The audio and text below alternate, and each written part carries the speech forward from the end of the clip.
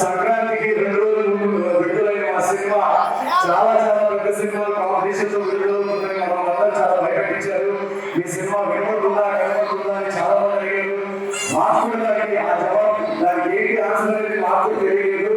కానీ 2 రోజుల్లోనే Sankranti block buster గా నిలబెట్టారు మా సినిమాని. Thank you so much. మీరు చూపించిన రెస్పాన్స్ ఎలా ఉందంటే రాజుగారికి వెళ్ళి 7 తరాలంటూ 7 తరాలు గుర్తుండిపోతుంది. మీరు ఇంత ప్రేమ చూపించారంటే మీ ప్రేమలో నేను చాలా దూరంగా వెళ్ళాను. ఫిల్మ్ ఇండస్ట్రీలో స్టార్టింగ్ లో నేను ఆడిషన్స్ ఇస్తున్నప్పుడు హీరోకి ఫ్యామిలీ బ్యాక్గ్రౌండ్ లేదని చాలా మంది భయపెట్టించేవాళ్ళు. ఒక్కసారి ఈ రోజు 4వ బ్లాక్ బస్టర్ కొట్టిన తర్వాత ఒక చిన్న మాట చెప్తాను. నాకు ఫ్యామిలీ బ్యాక్గ్రౌండ్ లేదేమో కానీ ఈ బ్యాక్గ్రౌండ్ లో చాలా మంది